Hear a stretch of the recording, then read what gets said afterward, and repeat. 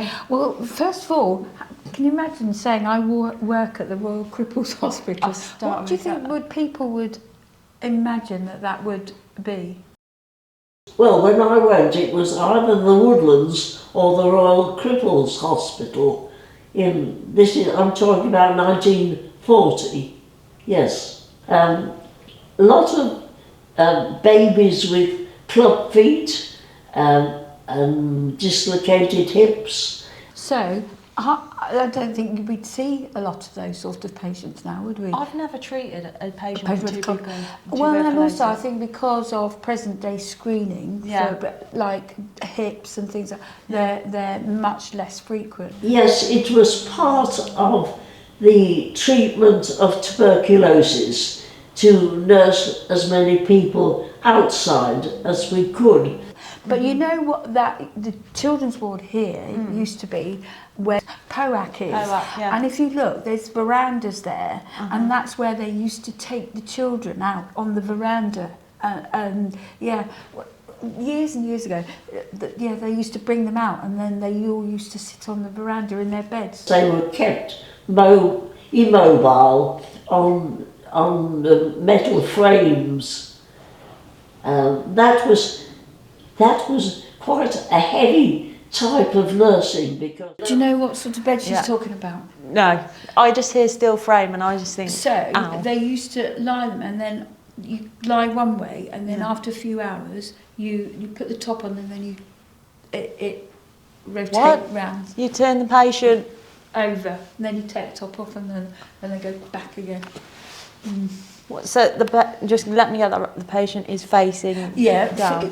So you lay face down for a certain number of hours, and then they pop like a top on, and then you turn it. It used to be on like a big wheel, and then you would flip the patient over. Interesting. They wouldn't do that. Like manual handling practices these days. Can you imagine?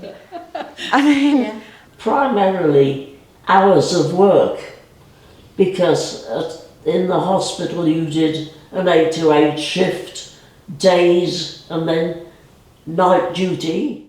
Now that's evolved, hasn't it? Because they went for 12-hour shifts, and then they did I don't know where, because I'm older than you, but we used to do earlies and lates, and we didn't have the long days. But now we've evolved back to the long days, haven't we? Because we do 7:30 till 8, don't we? And nights is 8 till 8. I didn't know you didn't train us doing long days. No, I trained as earlies and lates. So. When you were on night duty, if you were somebody called a runner who went from ward to ward with trays or whatever, we always wore a tin hat. A tin hat? What? Why are you wearing a tin hat? Because in case they dropped a bomb. Oh, I get it. Okay.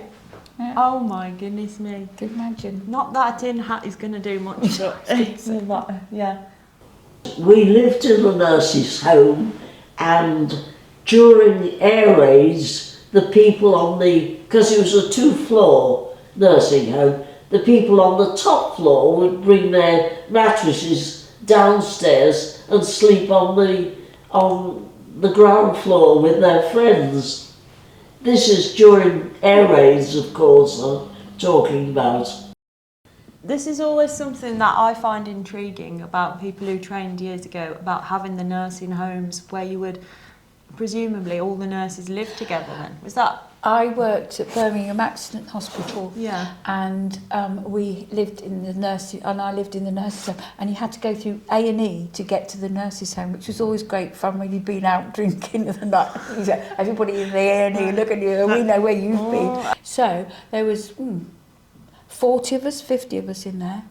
Yeah, and it was great. It was I loved being in the nursing home. Good fun. Yeah, especially when you've had a really awful day at work, and I presume in those circumstances it went quite frightening. Yeah, nice to be all together, that you can chat about things and about what sort of day you've had, and also how frightened you are. Can you imagine? Yeah, it must be awful.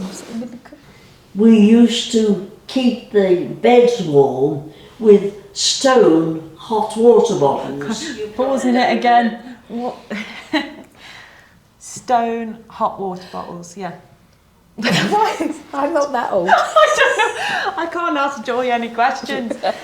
Okay. You have you ever been to Birmingham back to back? Yes. It was right. Yes. Okay. Yeah. So I saw you've seen those it. pans you put in the They bottom. didn't have hot water bottles in those days, so they used to heat this up and put them in.